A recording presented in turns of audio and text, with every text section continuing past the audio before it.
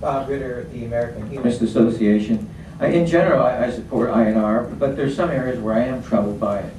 For example, if you look at California and you look at Prop 8, the concern I have is tyranny of the majority.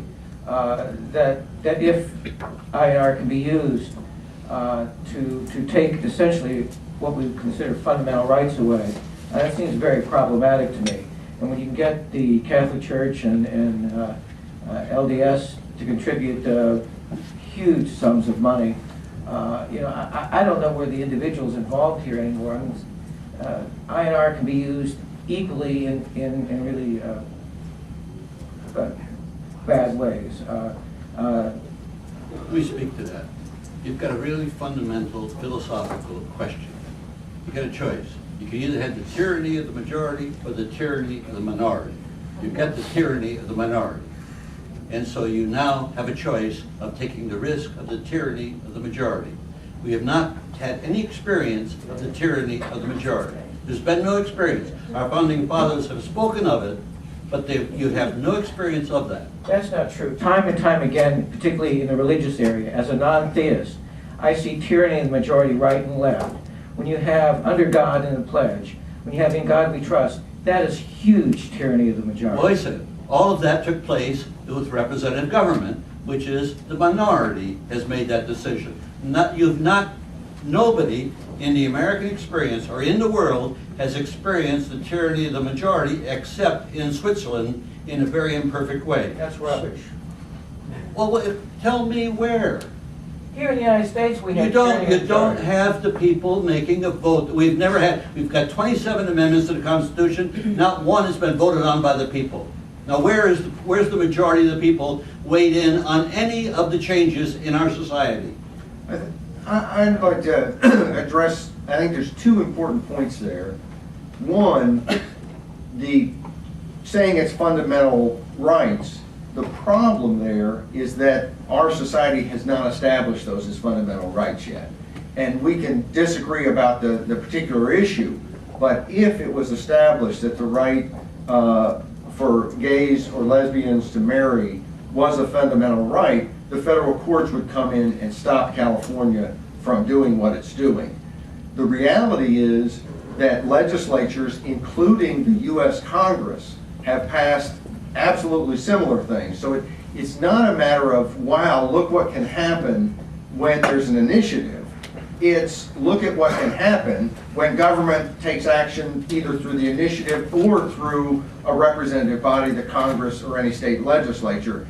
And so the underlying problem there, I think from your perspective, and I happen to agree with it, but whether you agree or disagree, the fundamental problem there is that it's not been established yet as fundamental law. In California, they did, in fact, the California Supreme Court did. The California Supreme Court made that ruling, but now the California Constitution, with which they made that ruling from, has been amended.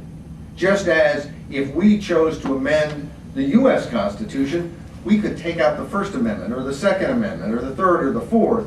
I don't think we want to do that, but it certainly could be done on a constitutional basis. So what I'm saying is, there's no threat from the initiative process to take away any of those constitutional fundamental rights that have been established.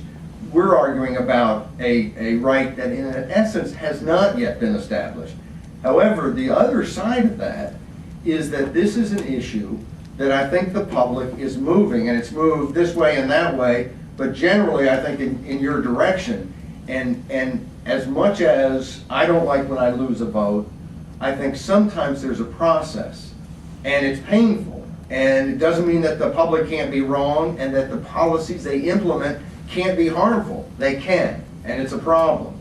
But I think this process, where the citizens of California voted and other states have voted, has begun a dialogue that I'm confident in the end will enhance everybody's rights and will solve this problem in a better way than it would be dealt with if there wasn't the ability of the people to enter in. And I go back to women's suffrage. Several states passed women's suffrage by initiative. Arizona was one of them. It failed several times before it passed. And I think there was a fundamental difference between having the public have to go vote having men go to the polls and vote yes or no on whether women could vote, I believe created some questions in the minds of men that would not have been created if it would have simply been the legislature deciding again and again not to let women vote. And so I think the fact that people go to the polls, consider these issues, and vote, in the end leads us to a better public policy than if somehow they could just slough it off to their legislators and say, you stop women from voting, or you stop gays from being married. By getting people engaged in the process, I think we have a much better shot at getting the right solution in the end. But I don't question that there's pain on the way oftentimes, because we can be mistaken.